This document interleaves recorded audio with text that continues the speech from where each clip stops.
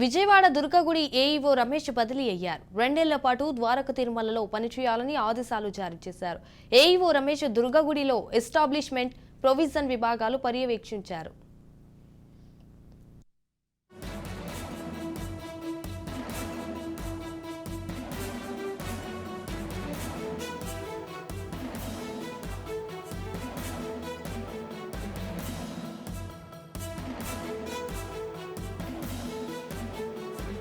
Vijayawada దుర్గగుడి AEO Ramesh బదిలీ అయ్యారు. 2 ఏళ్ల పాటు ద్వారక తిరుమలలో పనిచేయాలని ఆదేశాలు జారీ చేశారు.